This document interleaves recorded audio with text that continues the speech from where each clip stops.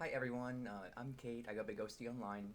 Um, uh, you've got me all natural today. I just took a shower. I've got zero makeup on. But I wanted to make a video. I've been wanting to make a video for a couple days now.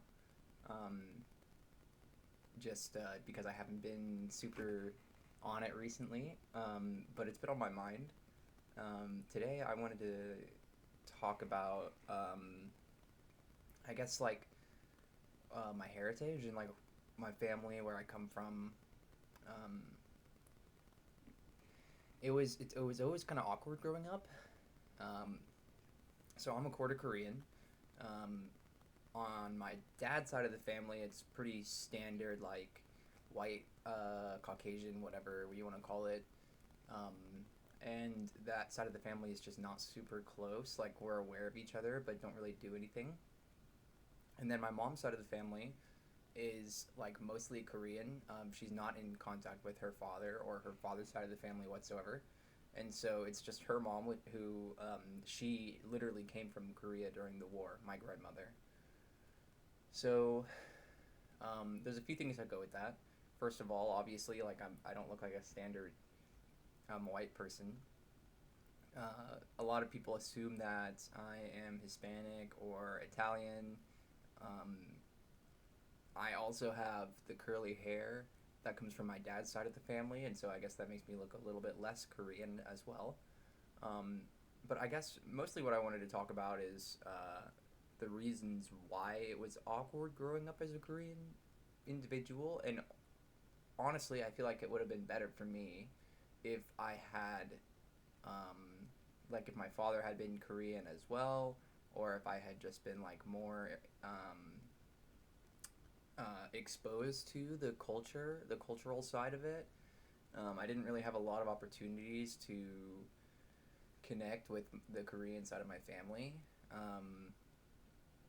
And obviously, whenever the reunions and stuff came around, everyone was speaking Korean, and so it was difficult to connect with people who, there's a language barrier that exists there. There was never really an effort to pass the language down to my brother and me, and I remember my mother telling me even that for Korean Americans, it's pretty traditional to have an English name and a Korean name. And so whenever my brother and me were born, my mom asked her mom, my grandmother, for help picking Korean names, and um, she just flat out rejected her. Said that she wouldn't. And I think that that goes back to something that I was going to bring up before. Is that like growing up, it was like almost a weird amount of shame. It's like I wanted to be like either completely white or more white or more Korean. All of my friends were more white or were mostly white people, and so I wanted to be more like them. I wanted to fit in more, but then at the same time, I didn't really fit in with my family or that that part of who I am. That being said, I love the Korean culture. Um, I feel like I have sort of made an effort in my adult life to connect with it.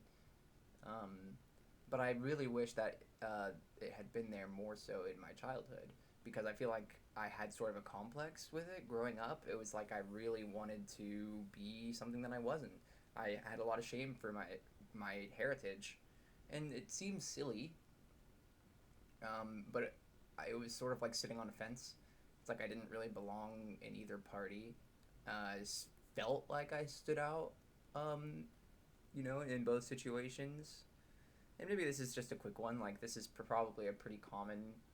Uh, this is probably a pretty common dilemma for people growing up in America nowadays. Most people are mixed race or biracial or whatever you want to call it, multi ethnic, and so it becomes a commonality where it's like you have the old generation that's sort of um, protective of their culture and their beliefs and what they consider to be important, and then you have the younger generation that is sort of split between multiple cultures and either has to pick or isn't allowed to engage with the one side just because they're not completely associated with that side. It seems silly. Like um, I don't see why anybody can't just like experience and enjoy different cultures from around the world, even if it's not a culture that they're associated with ethnically. Like I really love Japanese culture. I really love English culture, especially English history. I think that stuff is all very interesting. Um, and those are cultures that I'm not strictly associated with. I don't see anything wrong with that necessarily. So it seems silly that um, an individual who is associated with that culture or that ethnicity growing up would feel alienated by it just because they're not 100% like myself, 100% Korean or even half Korean or whatever the case might have been. I didn't speak Korean. I didn't have a Korean name. And so I was sort of an outlier because of that.